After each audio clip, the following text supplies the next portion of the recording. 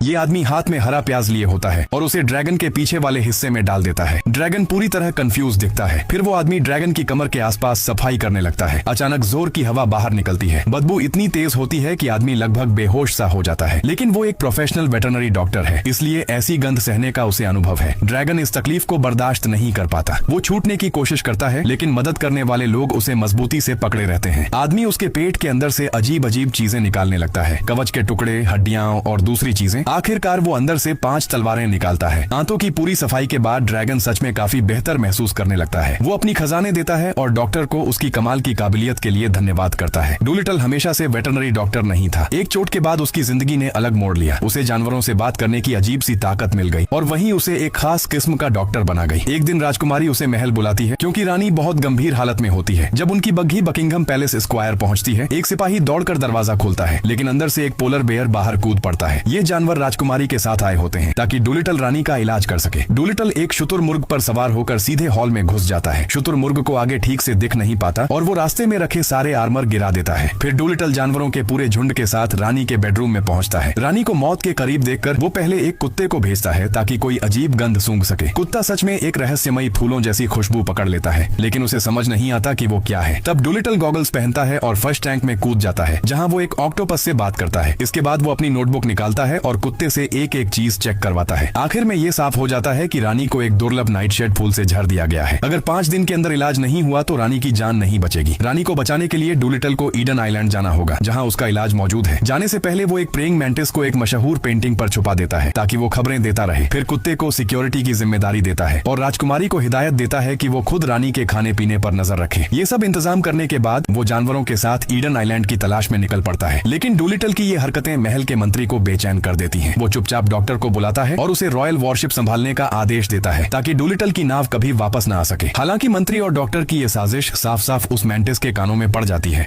ये आदमी हाथ में हरा प्याज लिए होता है और उसे ड्रैगन के पीछे वाले हिस्से में डाल देता है। ड्रैगन पूरी तरह कंफ्यूज दिखता है। फिर वो आदमी ड्रैगन की कमर के आसपास सफाई करने लगता है। अचानक जोर की हवा बाहर निकलती है। बदबू इतनी तेज होती है कि आदमी लगभग बेहोश सा हो जाता है, लेकिन वो एक प्रोफेशनल वेटरनरी डॉक्टर है, इसलिए ऐसी गंध सहने का उसे अनुभव है। ड्रैगन इस तकलीफ को बर्दाश्त नहीं कर पाता। वो छूटने की कोशिश करता है, लेकिन मदद करने वाले लोग उसे मजबूती से पकड़े रहते हैं। आदमी उसके पेट के अंदर से अजीब अजीब चीजें निकालने लगता है, कवच के टुकड़े, हड्डियां और दूसरी चीजें। आखिरकार वो अंदर से 5 तलवारें निकालता है। दांतों की पूरी सफाई के बाद ड्रैगन सच में काफी बेहतर महसूस करने लगता है। वो अपनी खजाने देता है और डॉक्टर को उसकी कमाल की काबिलियत के लिए धन्यवाद करता है। डूलिटल हमेशा से वेटरनरी डॉक्टर नहीं था। एक चोट के बाद उसकी जिंदगी ने अलग मोड़ लिया। उसे जानवरों से बात करने की अजीब सी ताकत मिल गई और वहीं उसे एक खास किस्म का डॉक्टर बना गई। एक दिन राजकुमारी